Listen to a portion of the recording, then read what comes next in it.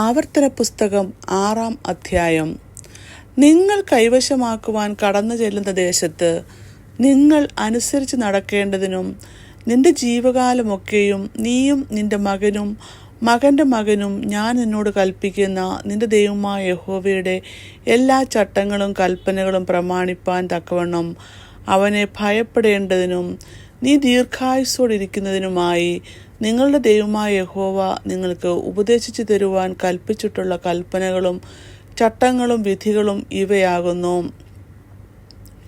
ആകയാൽ ഇസ്രായേലേ, നിനക്ക് നന്നായിരിക്കേണ്ടതിനും നിന്റെ പിതാക്കന്മാരുടെ ദൈവമായ യഹോവ നിന്നോട് അരുളിച്ചെയ്തതുപോലെ പാലും തേനും ഒഴുകുന്ന ദേശത്ത് നിങ്ങൾ ഏറ്റവും വർദ്ധിക്കേണ്ടതിനും നീ കേട്ട് ജാഗ്രതയോടെ അനുസരിച്ച് നടക്ക. ഇസ്രായേലേ, കേൾക്ക, യഹോവ നമ്മുടെ ദൈവമാകുന്നു. യഹോവ ഏകൻ തന്നെ. നിന്റെ ദൈവമായ യഹോവയെ നീ പൂർണ്ണ ഹൃദയത്തോടും പൂർണ്ണ മനസ്സോടും പൂർണ്ണ ശക്തിയോടും കൂടെ സ്നേഹിക്കണം. ഇന്ന് ഞാൻ നിന്നോട് കൽപ്പിക്കുന്ന ഈ വചനങ്ങൾ നിന്റെ ഹൃദയത്തിൽ ഇരിക്കണം. നീ അവയെ നിന്റെ മക്കൾക്ക് ഉപദേശിച്ചു കൊടുക്കുകയും നീ വീട്ടിൽ ഇരിക്കുമ്പോഴും വഴി നടക്കുമ്പോഴും കിടക്കുമ്പോഴും എഴുന്നേൽക്കുമ്പോഴും അവയെക്കുറിച്ച് സംസാരിക്കുകയും വേണം. അവയെ അടയാളമായി നിന്റെ കൈമേൽ കെട്ടേണം. അവ നിന്റെ കണ്ണുകൾക്ക് മധ്യേ പട്ടമായി ഇരിക്കണം. അവയെ നിന്റെ വീട്ടിൻ്റെ കട്ടിളകളിൽ മേലും പടിവാതിലുകളിലും എഴുതേണം.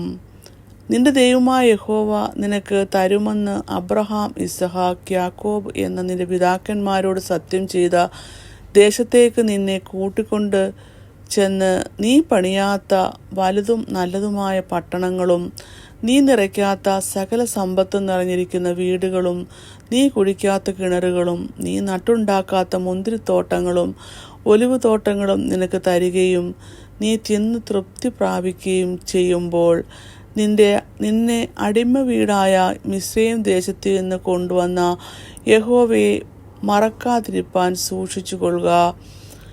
നിന്റെ ദൈവമായ യഹോവയെ ഭയപ്പെട്ട് അവനെ സേവിക്കണം. അവൻ്റെ നാമത്തിൽ സത്യം ചെയ്യണം. നിന്റെ ദൈവമായ യഹോവയുടെ കോപം നിനക്ക് വിരോധമായി ജ്വലിച്ച് നിന്നെ ഭൂമിയിൽ നിന്ന് നശിപ്പിക്കാതിരിക്കാൻ ചുറ്റുമിരിക്കുന്ന ജാതികളുടെ ദേവന്മാരായ അന്യദൈവങ്ങളുടെ പിന്നാലെ നീ പോകരുത്. നിന്റെ ദൈവമായ യഹോവ നിങ്ങളുടെ മധ്യേ തീഷ്ണതയുള്ള ദൈവമാകുന്നു. നിങ്ങൾ മസ്സയിൽ വെച്ച് പരീക്ഷിച്ചതുപോലെ നിങ്ങളുടെ ദൈവമായ യഹോവയെ പരീക്ഷിക്കരുത്. നിങ്ങളുടെ ദൈവമായ യഹോവ നിന്നോട് കൽപ്പിച്ചിട്ടുള്ള കൽപ്പനകളും സാക്ഷ്യങ്ങളും ചട്ടങ്ങളും നിങ്ങൾ ജാഗ്രതയോടെ പ്രമാണിക്കണം.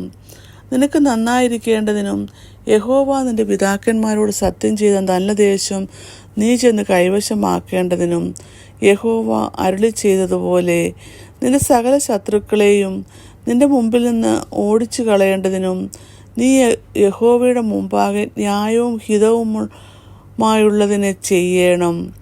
നമ്മുടെ ദൈവമായ യഹോവ നിങ്ങളോട് കൽപ്പിച്ചിട്ടുള്ള സാക്ഷ്യങ്ങളും ചട്ടങ്ങളും വിധികളും എന്ത് എന്ന് നാളെ നിന്റെ മകൻ നിന്നോട് ചോദിക്കുമ്പോൾ നീ നിന്റെ മകനോട് പറയേണ്ടത് എന്തെന്നാൽ, ഞങ്ങൾ മിസ്രയീമിൽ ഫറവോന് അടിമകളായിരുന്നു.